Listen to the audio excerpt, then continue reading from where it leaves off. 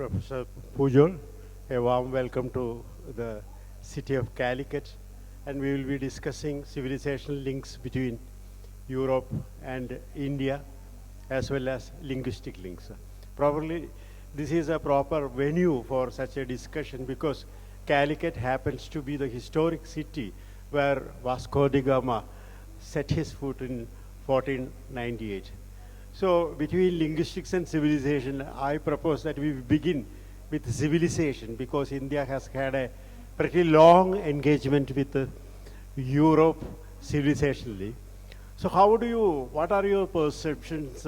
We can probably historicize this relationship because in the beginnings we had the relation India and Greece. There was two great civilizations, the Indian civilization and the Greek civilization, which are very similar to each other in many respects, but with a lot of wonderful differences as well.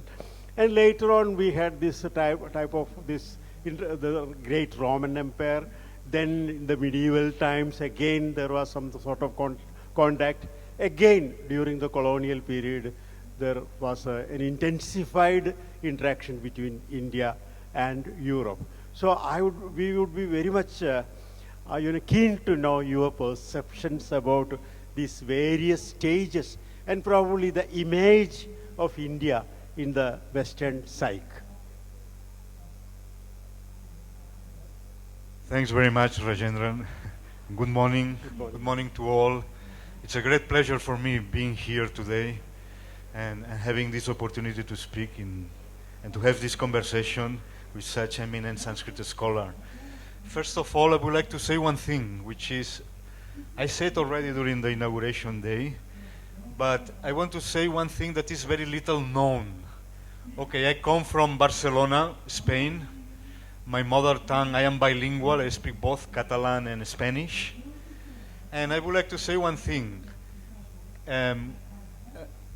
Codicot is the first place where Spanish was spoken in India, as it is attested by documentation, you know. This is that we find in Os Lusiades of Vasco da Gama. He says when Vasco da Gama came to this city, he found a person from North Africa that spoke the clear language of Castilla. Castilla is Spain, no? And he was so happy to know that was somebody speaking Spanish here at that time, that he spent the whole night with them celebrating, you know, that there was.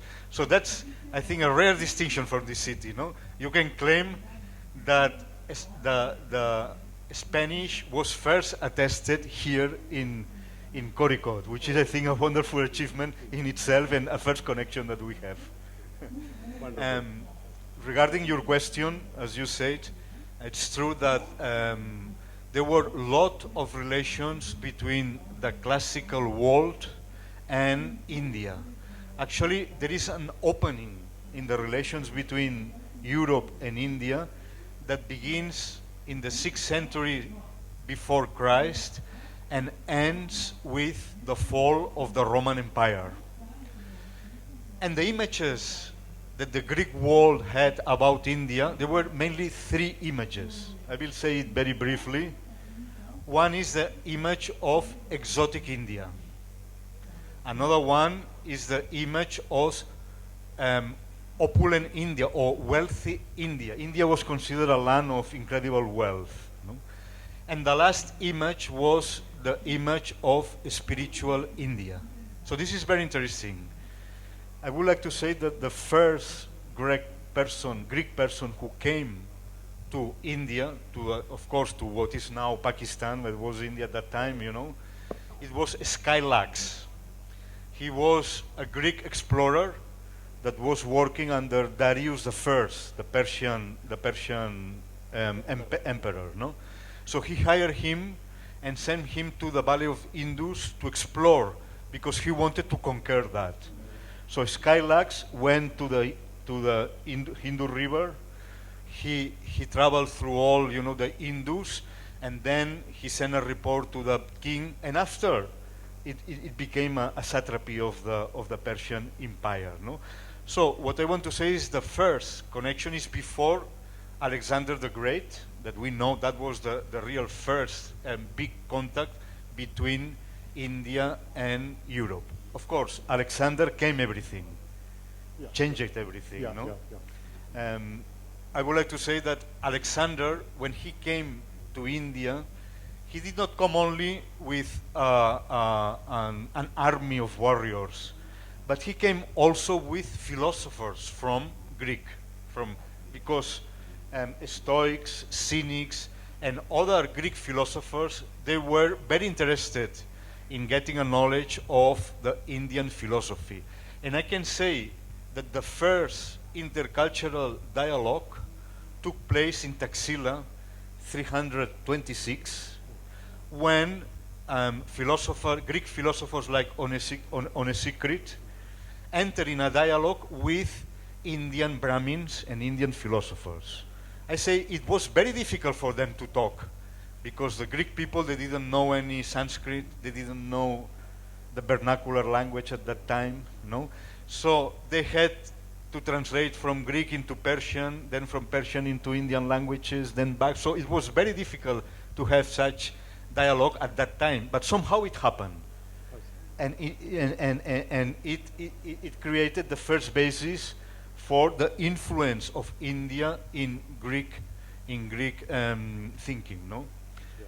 I would like to say that the Greeks, the Greeks were very interested in finding philosophers who somehow were critic about the polis, they wanted to find people who really were discussing how to go beyond conventions, how to renounce life, how to have a spiritual development. They were seeking that, and they were very happy to find what they called the gymnosophists, people who went naked, and perhaps they were Jains, that provide them with this kind of thinking and this kind of philosophy, no? What we call Digambaras, right? Digambara. Yeah. Exactly.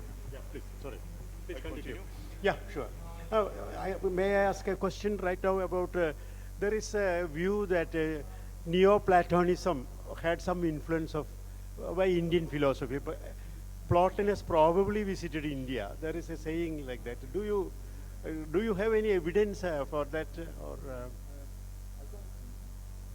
We don't have evidence of Plotinus visiting India, but we know that Indian philosophers traveled to the West.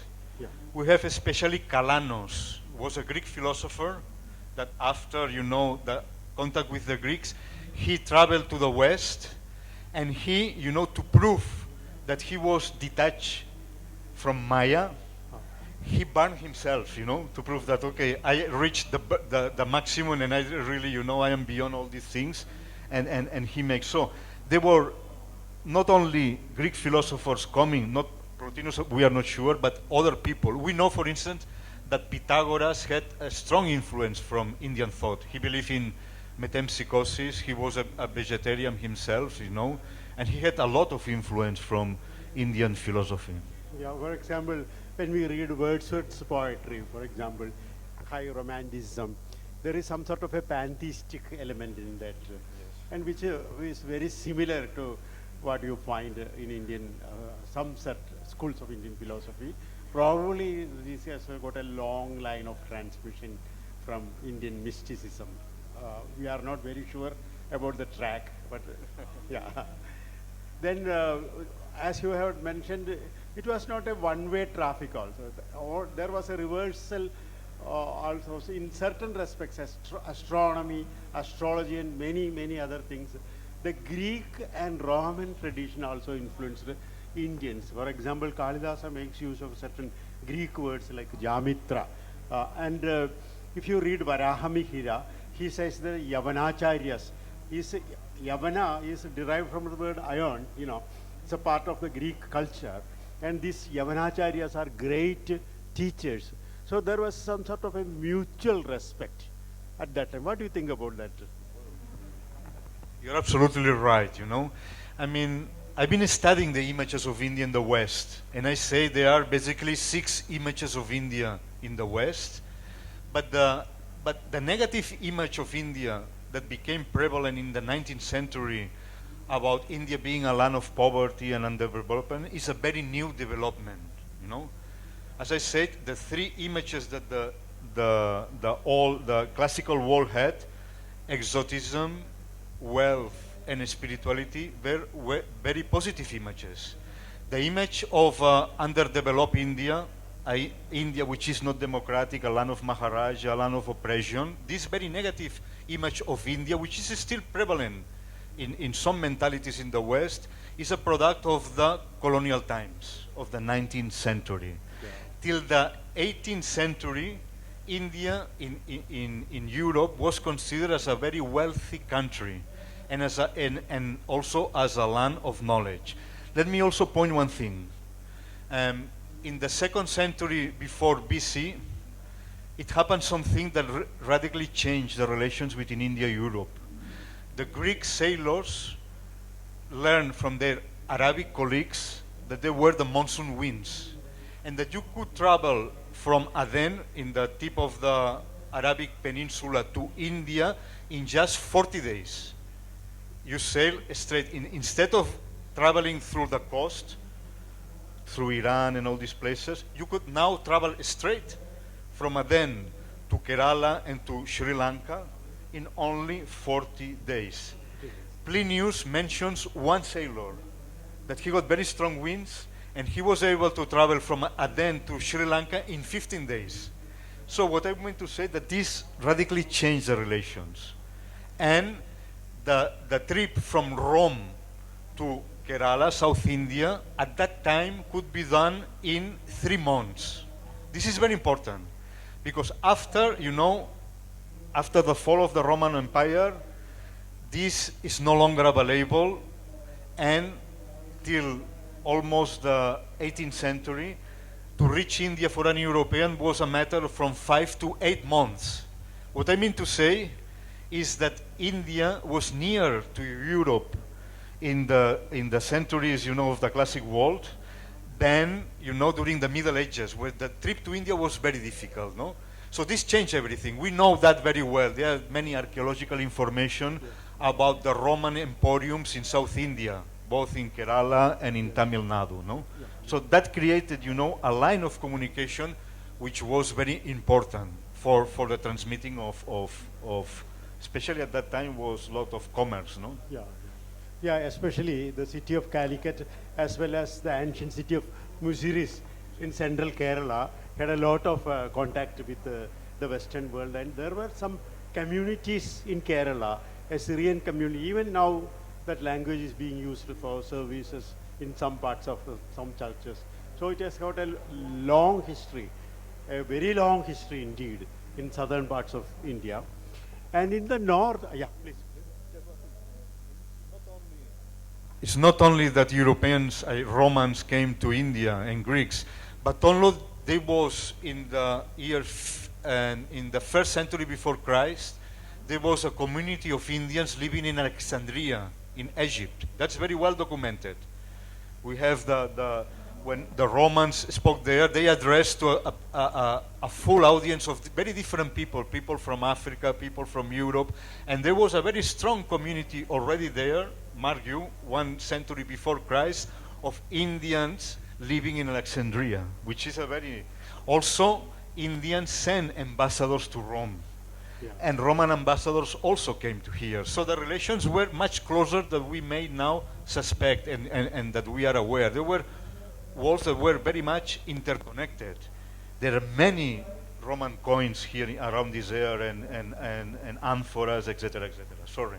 Yeah, exactly. Now, when we come to the medieval times, we see that the languages of Persia and Arabic, they're mediating between Sanskrit and the European language, something very interesting which is not very well attested, very well known. For example, the Panchatantra was first of all translated into the Pahlavi dialect, and from which it went to all the languages, including your Spanish language, and from which we have got later adaptations, even the Disney cartoons owe their origin to the animal fables which are found in the Panchatantra, right?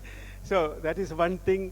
Another thing is chess, that game of chess, which originated in India and which went to Europe via Persia and the Arab world. So that is also very fascinating civilizationally. So we can see, yeah, please. Touching a very crucial point, you know, because I said these three images from India, exotic, wealthy, and spiritual.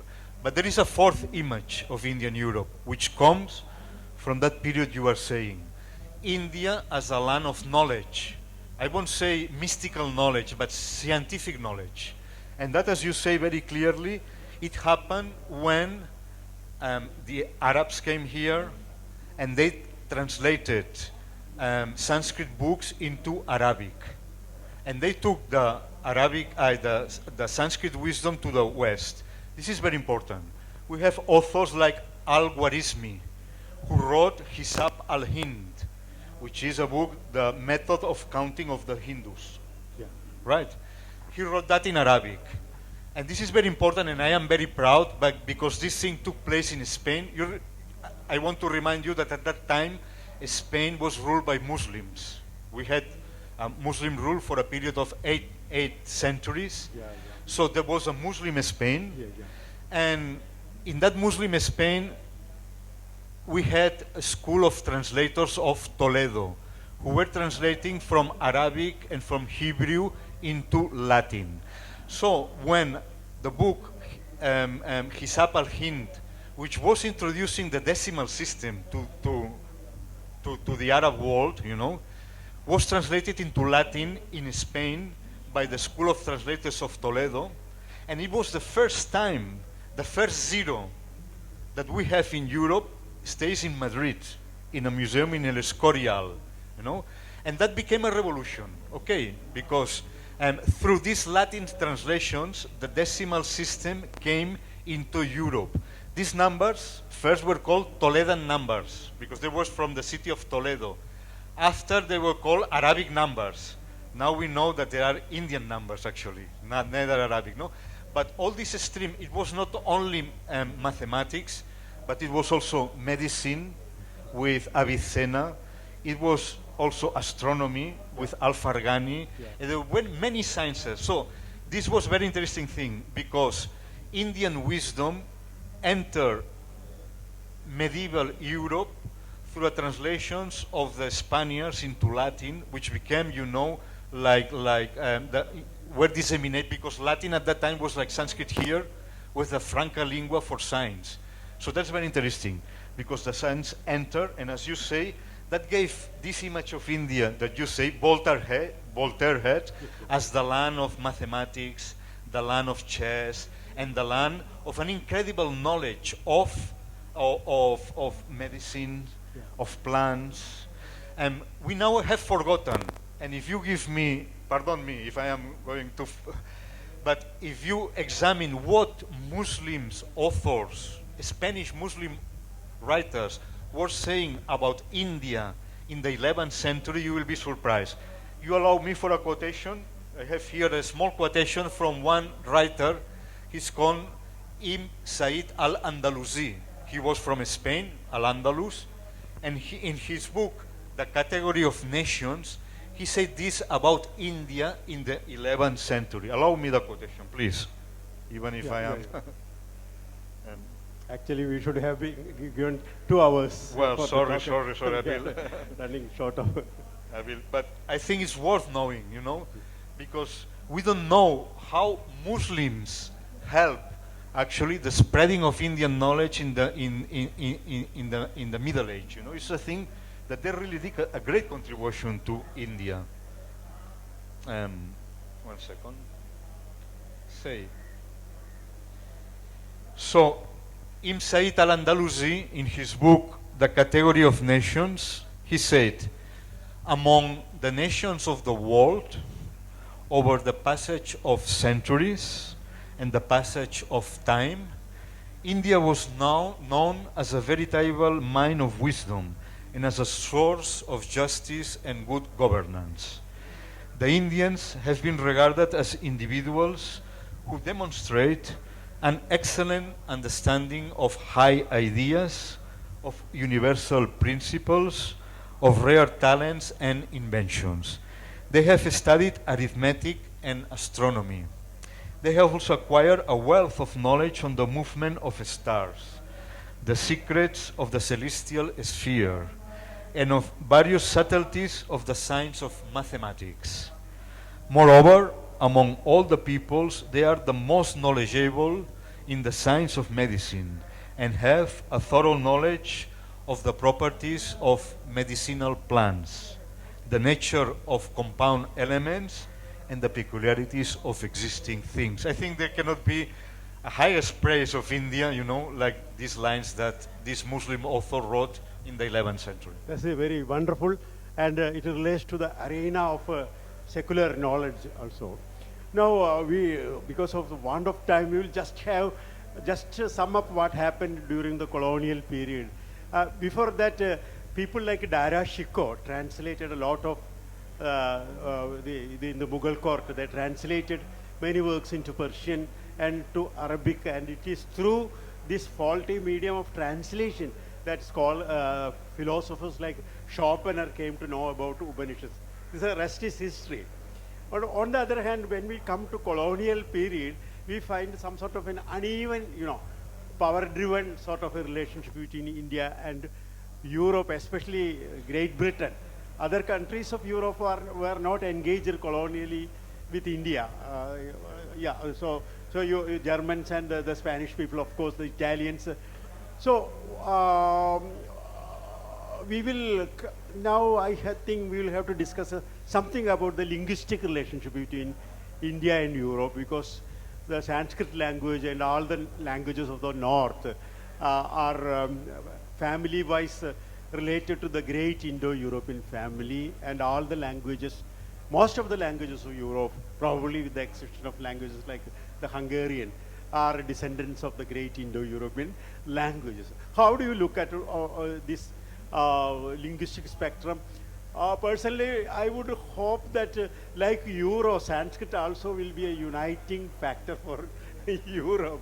What is your view about Sanskrit? Because I know that Europeans are very much enamored about the Sanskrit tradition. So how do you look at the linguistic spectrum and the role of Sanskrit in developing this great linguistic culture, especially as you mentioned, the modern linguistics owes its origin to the discovery of Sanskrit. So could you just sum up your perceptions about the Indo-European linguistics and the impact of Sanskrit on modern linguistics in a few words? We have some time left for discussion also. Okay. Yeah. Well, thanks, Rajendran. That's as you know, and you know it very well, that the discovery of Sanskrit by Western scholars was a very significant moment in the story of Europe, no? The very well-known British scholar Arthur MacDonald. Yes, Arthur MacDonald. Yes. He used to say that the discovery of Sanskrit for Europe, Sanskrit was already here, the discovery was our, it meant, like a second renaissance to Europe. It was so important, First thing that Sanskrit brought to us is the discovery of the Indo-European language. The discovery that the language spoken from Ireland up to Bengal have the same origin, which is a thing which really incredible, And barring a few languages, there are only 3 languages in Europe which are not Indo-European. Hungarian, Basque in Spain, and the Finnish language. Yeah. These are the only languages in Europe that are not Indo-European. Probably they are Dravidian. Well, Basque, which is spoken in a small province in Spain, was related to Dravidian, actually. They say it. It's a conjecture. Even Finnish. Who knows? But that was really an incredible discovery, to understand. Even for the British, they were colonizing Indian people, but then they realized that they had a common origin. they were colonizing people who ultimately were related to them, you know, and had this common origin in these civilizations, no? So that was very important. Just interrupting one thing, common origin and this relationship is so much concealed. When we speak about ignite in English, very few people remember that it is cognate with Agni, like that, you know. Oh, yeah. Many words, sorry. You have many words, you know, even in Spanish. In Spanish, we call this diente, which corresponds to the danta in English, in Sanskrit, right? Yeah, yeah. In my own language, Catalan, this is nas, No. which we say nasa No, yeah, yeah. in Sanskrit, no? And there is so many examples of that sort that relate both languages, no?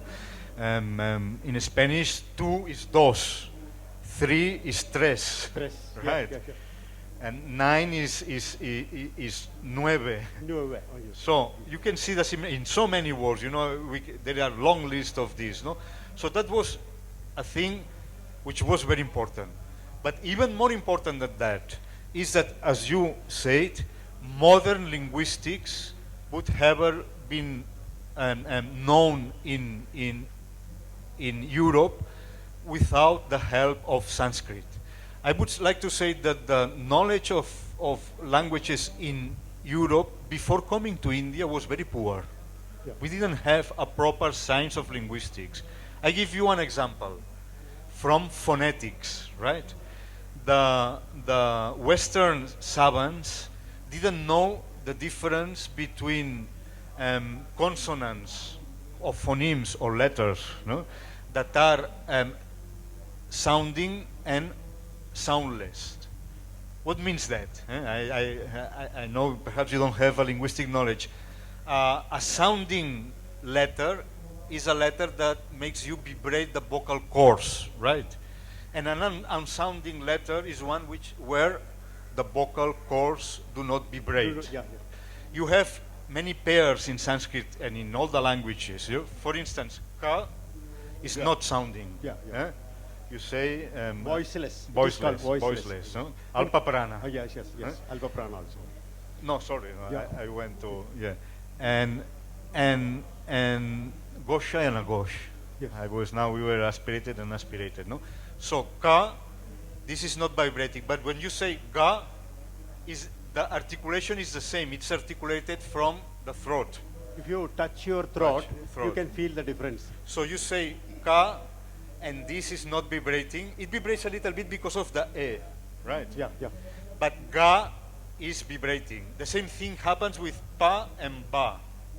The same thing happens with ta and da, right? And there are many couplets like this. So this distinction, which is essential to understand phonetics, wasn't known to the West.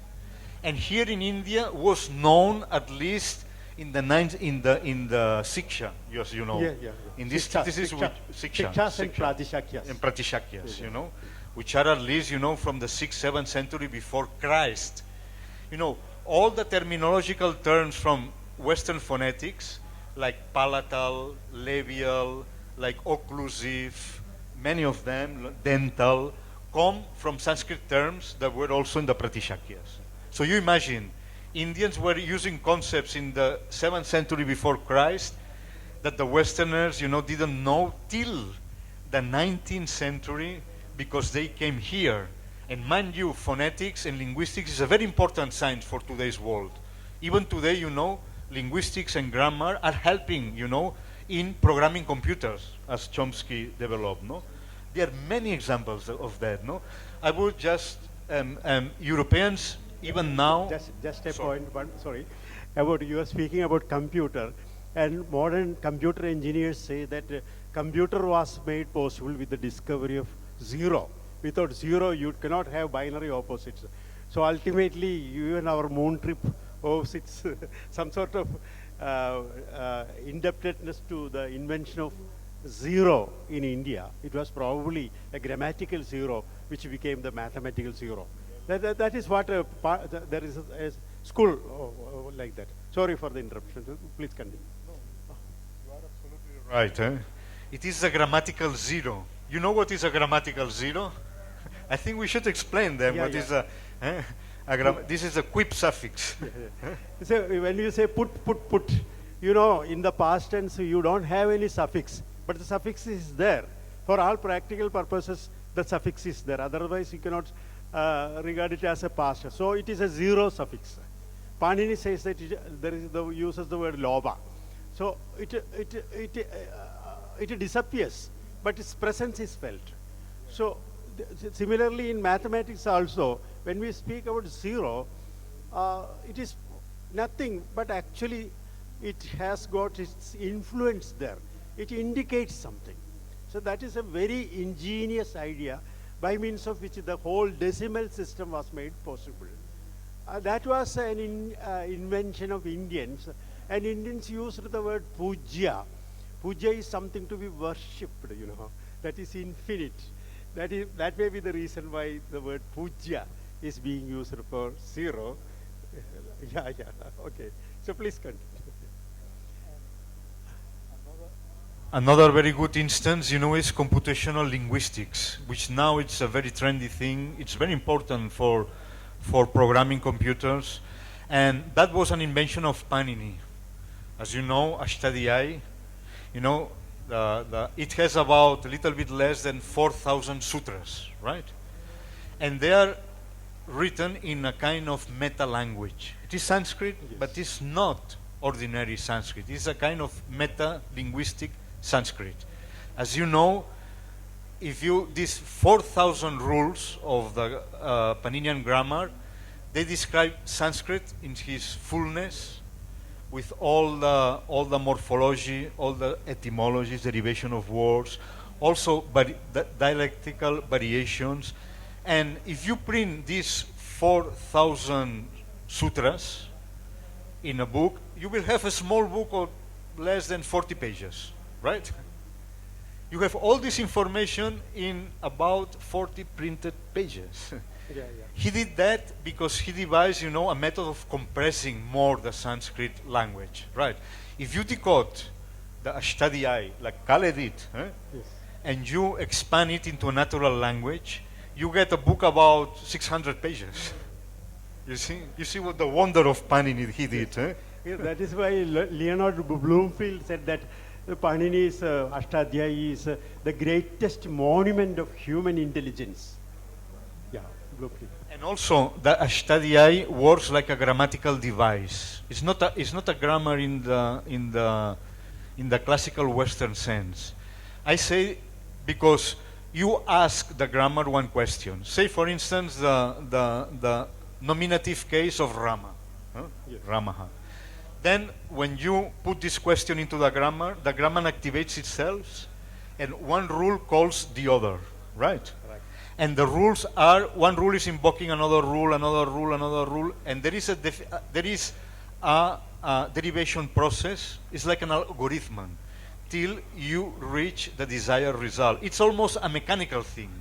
And there are rules, very important inside Sanskrit grammar, of when rules take precedence over another rule, you know, to make this derivation process clear. No, there are even rules and interpretations to prevent infinite loops. You know, that you remain, you know, just like in a programming language, where you just run and you reach that end. So in the grammar of Panini, you have also these kind of rules to prevent falling into an infinite loop. And I say always that Panini is a software for the hardware of the human brain, and it can be really talked as a kind of programming language before the time. Even Chomsky said that the only generative grammar before his was Panini's grammar. Yeah, well, in his famous Calcutta speech, he has acknowledged his indebtedness to Panini, and he said that programmatic wise his model is very similar to that of Panini. So you have put it very succinctly how this Paninian grammar works, and no other language in the world has got such a wonderful descriptive or structural grammar as Panini. Now let us come to the Indo-European linguistics. It is, isn't it wonderful that the great stalwarts of Indo-European linguistics could, go back into history and reach out the origins, the so-called origins of the speech, and they could also derive certain rules by means of which modern languages got distinguished themselves from the parent language, like as in English language. In the German language, you have got sound shifts, you have got Grimm's law, you have got Werner's law. Like that, in the case of Sanskrit, you have got a lot of rules which are like, they are universal, and they are time tested also. So how do you, evaluate the contribution made by the great scholars who are working in Indo-European linguistics? Even now, work is being done. Unfortunately, not in India, but outside India. It's a pity. But I think also some work is being done in India. Yeah, yeah. In Hyderabad, I Yeah, think yeah, are working yeah, a lot on this, and there is these computational linguistic seminars that they It do. is there, but in Yeah. Indo-European linguistics. Yeah, in Europe. Yeah, you're right. But Hittite and other languages are being researched Yes, upon yes, by yes. people in Germany.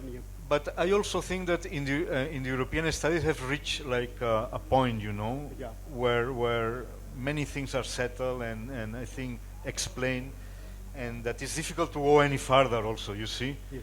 Because it's very well established, all these phonetic laws, all these Yes. things. So I think it has a natural limit also, no? Yes, yes. But the study of comparative linguistics is certainly very, very important, no? So the English language seems to be a bit offbeat because it got separated, the Germanic group separated from the Latin, the Romance group. And then English developed its own changes. So that is maybe the reason why the English language does not have so much of visible resemblance with Sanskrit. Unlike in the case of your language, Spanish or Italian or the French language or the Portuguese language.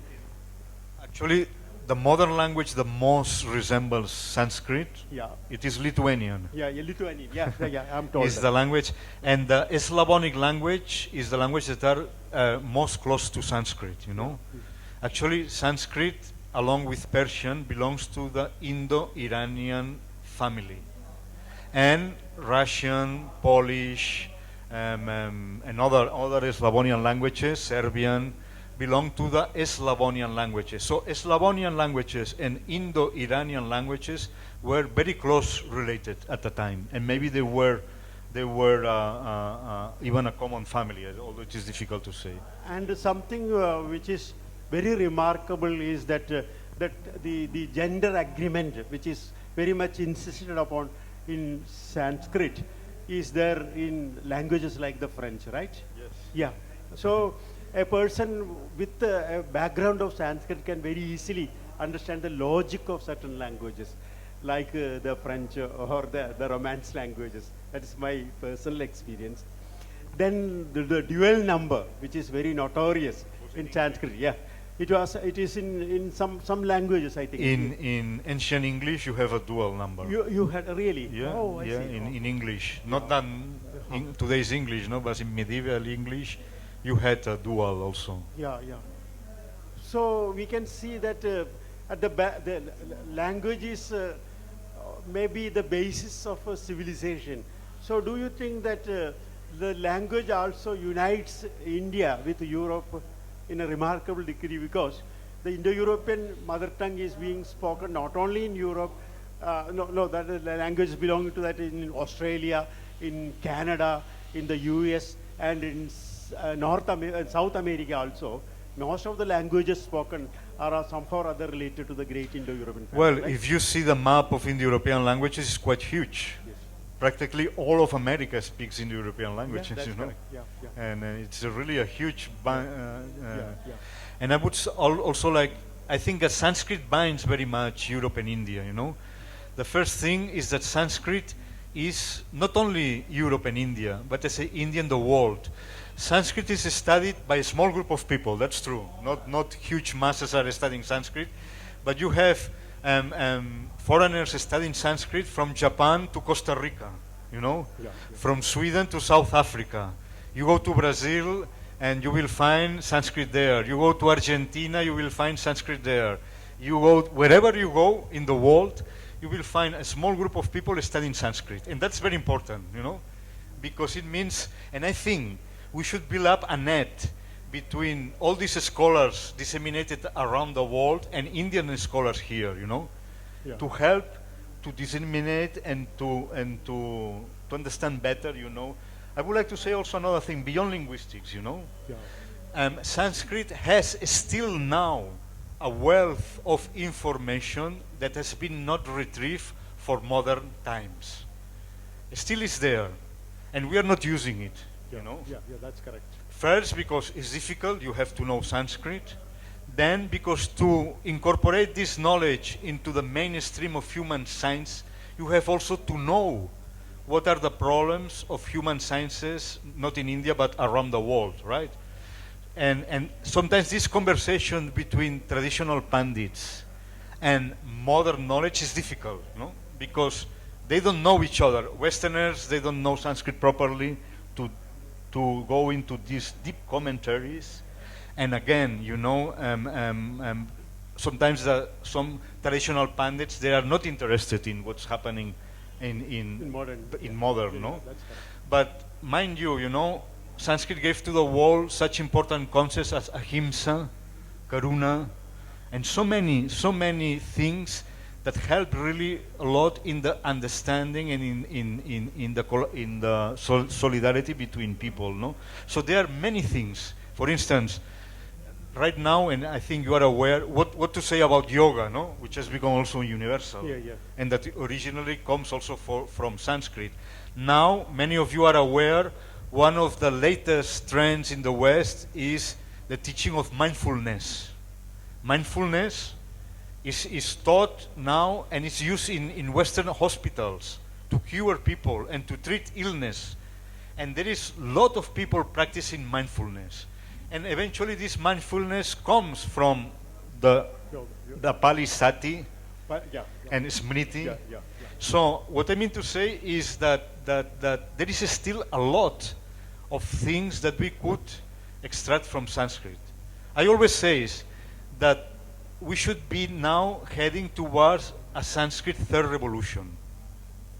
The third revolution of Sanskrit was, as we said, during the Middle Age, when Sanskrit was able to influence the sciences of Europe. The second Sanskrit revolution was during the 19th century, when Sanskrit, as we said, helped to the discovery of linguistics, Indo-European, also comparative studies, religious studies, philosophy, etc., etc. But now we should say, okay, these things are from the past. Now let's talk about the present.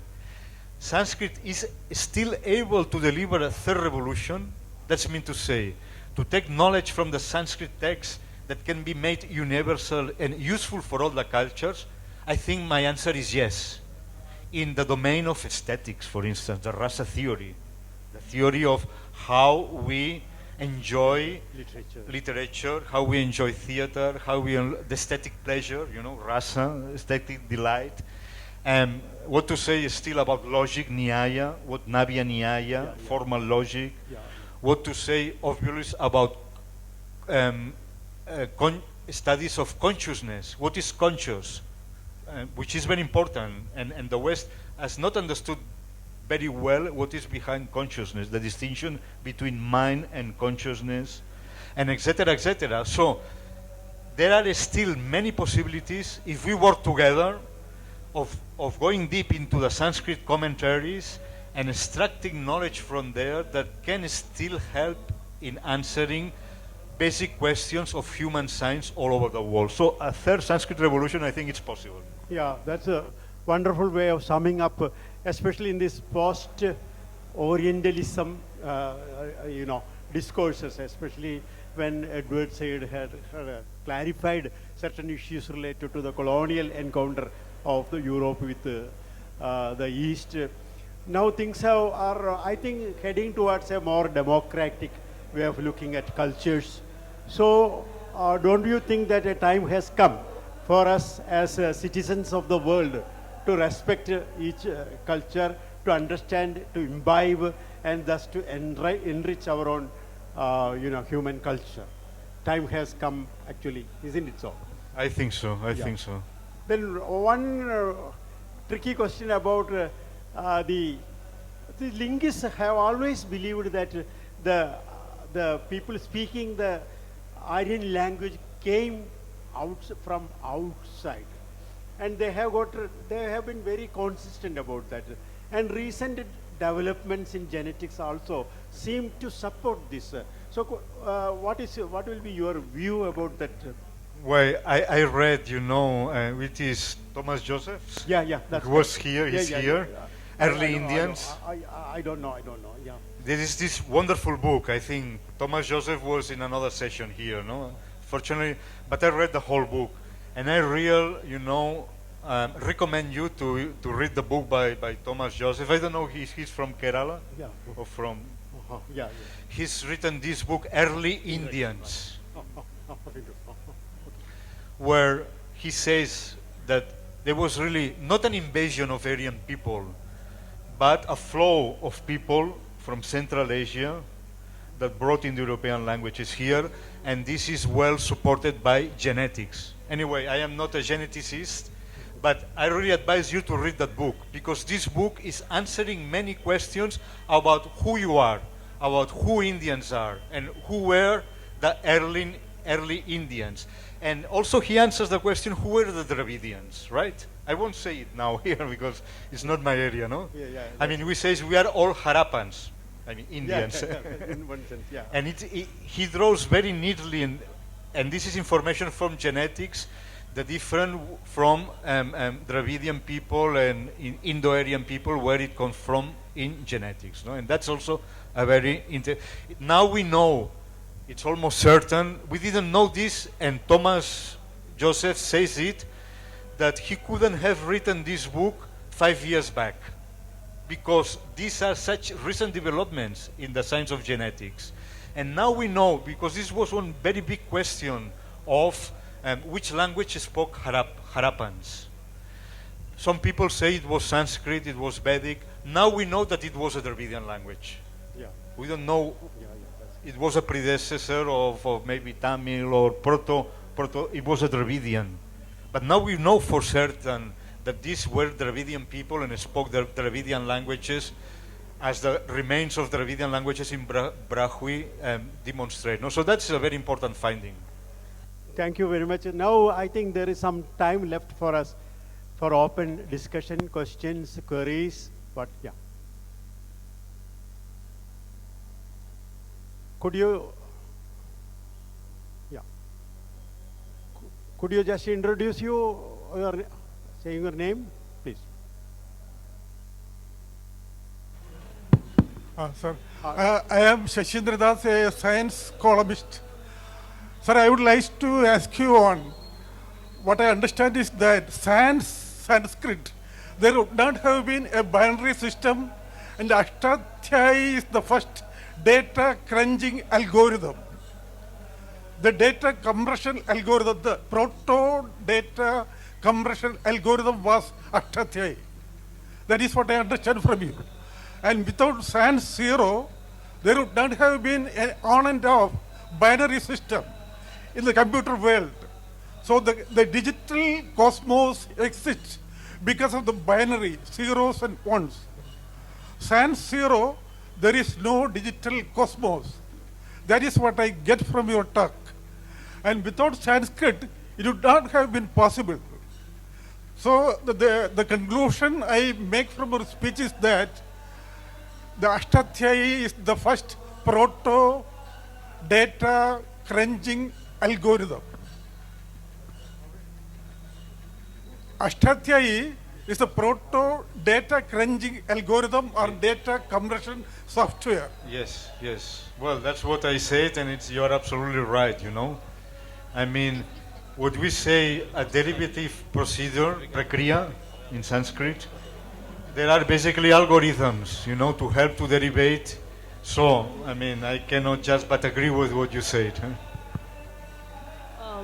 Sir, I want Please introduce yourself. I am a researcher from National Institute of Technology, Karnataka. Name, please. Amrita. What I wanted to ask was this whole idea of Indo-German languages, Indo-European languages. It shaped our idea of India to a lot of extent, leading to, say, the Dravidian movement and all of that. So when you spoke about how this was like a renaissance in Europe as well, do you think it has changed at that time, the idea of Europe among European countries as well, like how Germans might have chosen to, did their mindset of what their country was and what Europe was, did they change post this understanding of language with different countries? Like, for instance, specifically what I was thinking was I heard somewhere that Germans chose to go towards their ethnicity as coming from India rather than from Greek. And so can you just speak to us about that? Yes. Well, as you say, Indo-German is the term that Germans use instead of Indo-European, no? Which is very German-centric, of course, no? They call Indo-German what we say Indo-European, no? But you are right. You must understand the importance of the Romantic movement in Germany, And the Germans, you see, there is a divide in Europe between countries like mine who speak language that derives from Latin, say Spain, Italy, France, Romania, Portugal, even Switzerland speaks also Latin languages. Of course, we claim, that we are somehow the editors of the Latin world. For us, the North were the barbarian North, okay? The Germanics were the barbarians who came. So the nationalist movement in Germany in the 19th century, they were searching for an identity who was not linked to the classical world, because their languages didn't come from Latin. So when the Indo-European theory was discovered, that came very well for them. And they say no. That the first opinion was that Indians went to Europe, they dropped vegetarianism and became meat eaters. That's what they say. And they claim, that the maximum expression of Aryans were in Germany. And it had a very bad development in the history of Europe, as you know, in Nazism and in other things, So that's true.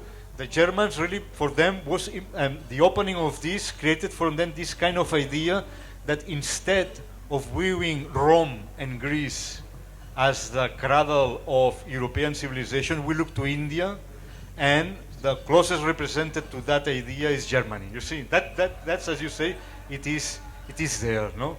And I would say, Europe, even now in Europe, there is a divide between North and South Europe, okay?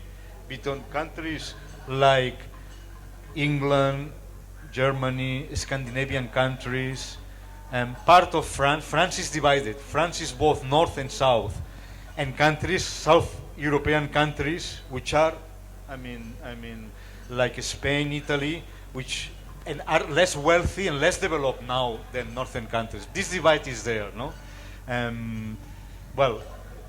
It's not that Sanskrit has helped to bridge that divide. No, I could not say that. But what you say is very interesting. Yeah, because really it happened as you said it. It's a political misuse of language history. That's it. Any other questions? I was very interested in your Please talk. please Yeah, I'm Dr. Rufus from Madras Christian College, Chennai. So you are also coming there to Chennai next week. Yes, sir. So I was interested in your talk, sir, and especially on the part about languages, because David Crystal says every year hundreds of languages die. And he has also written a book on that, language death. So what is your take on regional languages, even Sanskrit for that matter? They say it's dying a slow death. Many regional languages, according to David Crystal, with specific reference to India, he says that. Do you think in computational linguistics, this should also be taken into account? Because which goes in, which goes out? And what are the languages, how are the ways in which we can cherish or preserve our languages for posterity? So maybe I would share my perceptions. David Crystal himself has mentioned some of the remedial measures which we can, as activists, take to preserve language. One is to make languages visible many languages become extinct because they are no longer visible. Now you have got the electronic media, you have social media, you can have a dictionary, you can cultivate that language, and people, the few people who are left as speakers should cultivate religiously that language, at least in their houses, and then you can think about dictionaries, encyclopedias. In that manner we can, but it is a losing war because the world is globalized, and you know the allied problems. So all the big fish eating up small fish is there, but we have to fight against it, and we need not be pessimistic. We have to be very optimistic and pointed to preserve these languages. It's a very important question you have asked. Yeah. Sir, can I? Yeah. So my question was about the kind of. I'm Nitin, and I'm a student of history. So my question was regarding you referring about lot of Spanish Islamic scholars referring to India being the land of. This probably is the medieval era, isn't it? Probably, I'm assuming 800, 900. Sorry? 11th century. 11th century, right? So, at that point of time, you don't have a proper state called India, right? So, what is that they're referring to? In a very, is it a cultural entity of India, or is it a very Sanskritic thing, or is it like Aryavarta, or what is it? You know, the word they utilize is Hind. You know, this is the word they utilize, Hind. I mean, one thing is clear. India as a modern state nation is very young, but as a cultural unity is very old. You know, and especially when you look it from outside. All the peninsula, and it geographically is very well delimited, you know, what is Bharat. For them, Bharat, you know, because the Indus, it was the Sindhu, right? And in Persian it became Hindu because there was aspiration, and the Arabs took that and it became Hind. So they are referring to this cultural and civilizational space in the Indian subcontinent, which is not a political unity but is a cultural unity. And that's, I think, that for the understanding of Indian identity is very important. You will be, that's my opinion, and I here am stepping a little bit into politics, which I don't like much, but I think Indians will be wrong if they need a nation state to affirm their identity. You don't need that, because your identity is well established through a cultural unity that goes back almost to the time of the Buddha, right? And this is a reality. This is reflected in history, you know? People from outside look at the Indian subcontinent as a unity, even if you speak many languages, even if you, and Sanskrit, of course, was the flagship of this unity as a language that was cultivated from Kashmir to Kanyakumari. And I will supplement something. It is, India was more or less in the mindscape of people. It was not a landscape. I once saw the map of the world drawn by Copernicus in the University of Krakow, Jagiellonian University. There, the whole of Asia is very distorted. That was what was available to their imagination at that time. So we need not, as you have rightly pointed out, it is not an exact replica of modern India, nothing like that. It was something like a cultural entity which was existing in the psyche of the Europeans for centuries. Okay. Sir, last question, sir. Last question. Yeah, last question. Yeah. Sir, I'm Sujit. I'm a learner of computing. Your name, please? I'm Sujit. Yeah. From Mukha. Okay. My question is like, we have just learned like Ashtadhyaya is the first book that introduced the crunching algorithm or compressing algorithm, but why that did not came into practice, or why the language is not able to put that concept into practice? That's my question. We waited till the 10 or 20 years, until 10 years back, to get a RSA algorithm to make things working, but why our old concept did not became practical? That's my question. Thank you. I mean, if I understand well, your question is why we did not build computers first. That's what you mean? I think, of course, I mean, well, I think that is because, of course, modern science is a Western invention. And I mean, that's a very long answer. We'll need to answer this properly, you know? Because with the discovery of the scientific method in the Renaissance, and that's a long thing. But I want to say, Sir. yes, that Sir. they were not, okay. See, now winding up.